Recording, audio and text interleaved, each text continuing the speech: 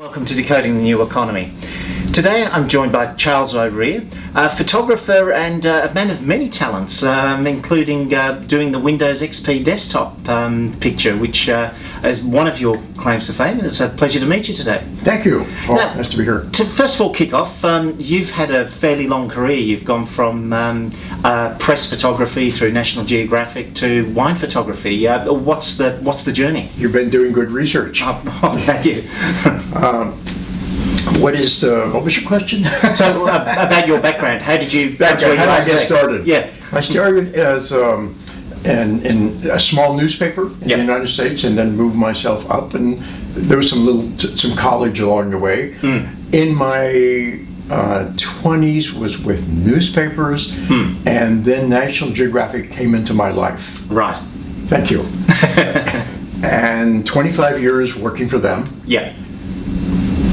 I was able to see a lot of the world, and one of the jobs that National Geographic gave me was to go to a little wine country region out in California called Napa Valley. Right. And in the late 70s, few people had heard of Napa Valley. In fact, even the president of National Geographic, when he heard about Napa Valley, he said, "Where is that?" Yes. So we had to fill them in. We had to teach everybody along the way. Yeah. So I was sent there in 1978 to make the story for the magazine. As a result of that, I realized this is a pretty nice place. Right. Food was okay at the time. Now it's incredible. Wine was okay. Now it's incredible. Yeah. The scenery was great then, and it's great today. Okay. So as a result of that, Paul, I found that the scenery around me in Napa Valley was a big part of my visual life. What I look at, what I see, what I experience every day. And that is how Bliss happened. Bliss happened because going from this little Napa Valley to San Francisco was about a 50-mile drive on a beautiful little winding road. On that winding road are some rolling hills. And on those rolling hills, in a period of our winter, midwinter, January, for us, there'd be a period of like a week, maximum 2 weeks, when we get brilliant green grasses, followed by or along with a storm that comes through that clears the air, and now we get some white clouds. We get all the elements. We can't predict. If that, I'm going to say, well, at 3 o'clock I'm going to go take that photograph. Well, at 3 o'clock it could be miserable weather. Right. So there's a lot of serendipity involved. Serendipity is the result of what? A lot of hard work to try to be in the right place or anticipate. So almost every Friday, I would be driving these 50 miles from Napa Valley to a city near San Francisco where my future wife lived. And so and I always had a camera with me. Sure. In those days, the cameras were bigger than they are today. Driving the 50 miles, and there's one particular region in the southern part of Napa Valley called the Carneros, where we have mostly the Pinot Noir and Chardonnay grapes because it's cooler. It's influenced by San Francisco Bay, which has little to do with the scenery, but it just is coincidence that those kind of grapes, which are the favorite grapes, are in the same area. So now I'm going through this winding, beautiful little, not exactly a country lane, it was a little bit bigger. Right. And by golly, here is one of the scenes. I've driven by it 100 times before. But now, we've just had a storm go through, we have some white clouds, and the grass is brilliant. Because probably a week before, the grass wasn't that big, it was barely green. And a week later, it's going to be that tall and not as brilliant. Right. I'm going to get out, I'm going to make a few frames, we call it, a few photographs, get back in the truck, and keep on going. Then the photographs, at that time, my photography was going into a photo library, a stock photo library. Yes. Those photographs I took that day went into that stock photo library. The coincidence at that point was that stock photo library that I was participating in or I had a contract with happened to be owned by Bill Gates. This was Corbis. It's just Corbis. Yeah. They had just bought a stock photo agency that I co-owned with somebody else. Okay. Just about that same time. Right. So now this series of photographs are being digitized. Well, now, 1998, we barely heard. What do you mean digitized? Yeah. What does that mean? Oh, you're going to scan it and it's going to be electronic. Well, where's that? What's that mean? Where's it going to go? Sure. Digitized, went into the big archive, and the archive didn't have that many photographs at the time. Now, fast forward a few years, the engineers at Microsoft are preparing Windows XP. We've got to find an image to go on there. So let's go to this archive and let's look around. There are several archives at that point, but we're only going to look at Corbis. I think my guess is pretty good. Right. If I were an engineer there, I would only go to Corbis. Right? Why not? Yeah. So in looking at Corbis, I'm going to guess, did they bring up 10 possibilities? Did they bring up 100, 500? Why did they pick mine? I think we all look at that and go, we feel peaceful, we feel bliss. What a great word, huh? Yep. There's no tension in this photograph. Did I feel tension when I took that photograph? I don't think so. Right. Excuse me, I lied. I did. Here's why. Because where I had to pull off to make that picture is a dangerous place. Sure. So I probably felt, oh my God, am I going to get hit parked here while I get out to make this photograph? That's the only tension I felt. Right. And I knew it was a beautiful scene. Did I know it was going to go where it went? No, had no idea. Did I know that this was going to be maybe the most recognized photograph in the world? No, I didn't. Could I anticipate anything? No. True of the 25 years at National Geographic, just when I thought I made a great photograph, that was a wake-up call, because nobody else cared. Right. Only I cared. Yeah. Because I really felt good the moment I took that photograph. The light was good, and oh gosh, I just had a wonderful lunch, and maybe I'd had a glass of wine. I made that photograph. That's a great photograph, and nobody cared. Right. So I never know. When a photographer comes to me and says, I just made the best photograph I've ever made in my life. Okay, fine. Tell me something else. Right. Let's see where it goes. Yeah. So that is what got Bliss to happen. That's how the whole thing happened. 2 years after XP came out, an email came from the engineers at Microsoft. Where did you make that photograph? We have a bet going on among us that it was photoshopped. Right.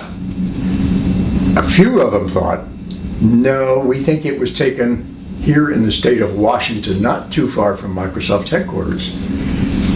Tell us, tell us about that picture. I wrote back and I said, sorry guys, you're all wrong. I said, it's the real deal. It's right near where I live, and I'm going to put a big gate up because when everybody sees it, they're all going to want to come here. Yes. Because it is such a special spot. Yeah. So as a result of that, Paul, they sent me 100 8x10s of this image and said, please sign every one of them for the engineers. Yeah.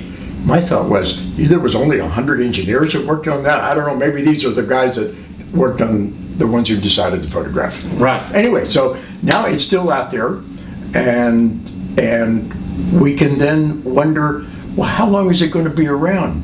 Because a new platform is happening. What's happened with this scene? It has changed. It has evolved. It became a vineyard a few years later. Right. So like a lot of things in our life, things are moving forward. New platforms, new systems, everything's getting better. But this one is locked in. It can't get any better than that. Sure. Yeah. I think this picture will be around forever in the minds of people who see it. Now I'm in high school. You pick it anywhere on this planet, and it was on my screen. I'm in India. I'm in France. I don't care. Absolutely. I saw that while I was growing up. Yeah. And now I'm 50 years old. 50 years from now, yeah, I remember that photograph. Really immortalises it. That's- Later you evolved into taking wine photographs. I never realised wine photography was such a big field. Well, when you say wine photography, Paul, is that a picture of a wine glass? Is that a picture of a bottle of wine? Not really. It's about the environment. Now, does wine grow in beautiful places, or do beautiful places grow wine? You sort of look at it the same way. And you think about that. Think about the wine regions in Australia, the Hunter Valley, the Barossa. Those are beautiful places. Yeah. And just by coincidence, they happen to make really great wine. Right. Now, could you grow grapes and make wine in the outback? I doubt it. It's a beautiful place, but a different kind of beauty. Sure. So the same thing with the wine country where we live. Everything is like rolling hills like this, and we have a depth to everything we look at. We have colors, we have design, we have shapes, colors. We have everything a photographer would want. Yes. So I could almost look out my front door and make a really good photograph. I'd have to work hard in Napa Valley to make a bad photograph. Okay. Yeah. Just as I say to the winery owners I know, here in Napa Valley, you'd have to work hard to make a bad wine. I'd have to work hard to make a bad photograph because there's so much of it available. Sure. Now, could I just take my smartphone and make the same thing? Depends on the time of day. Or I could take the same thing, put it in Photoshop, and I can do like this. I can twirl those dials and look out. Yeah. You won't believe what we could come up with. So where is the honesty? Where's that line drawn between purity and where we have manipulated? And that wine is getting fuzzier all the time. Right. And as time goes forward, it's going to be more difficult to determine which one was manipulated and which is the real deal. What we're looking at is the real deal here. Yeah, no, for sure. Nothing was changed. Microsoft changed nothing in there. They cropped it a little bit, is all. Yeah, but you would have seen a great change in that post-production side of things over the years too, I imagine. I have seen the changes in that the kinds of photography that the public wants to see or the public wants to buy or thinks that they need, whether it's National Geographic, whether it's your local newspaper, whatever it is, those kinds of images are changing, and I think it has everything to do with the digital world. Right. I now spend a lot of my time on my computer. I spend it on my tablet. I spend it on my smartphone. I'm used to bright colors. I'm used to motion. I'm used to sound. My newspaper doesn't give me that. Right. My magazine barely gives me that. So I now am going to expect all of these things to happen in everything I look at visually. Now, where does that take us in 5 or 10 years? I can't imagine. Yeah. I thought you could tell me. Oh, I'm just as baffled as you are with it. Well, have a glass of wine and think about it. Yeah. So what would be your advice to somebody young coming into the industry wanting to be a photographer? Where would you say that they should start? To get another job. Now, easier said than done. Yeah. Video. Yes, you like using a camera. You're in college now, and you love taking all these still pictures. You don't have to go into a darkroom anymore. Yeah. So it's getting really easy in that regard. And you learn Photoshop, and I can make any picture look beautiful on my computer.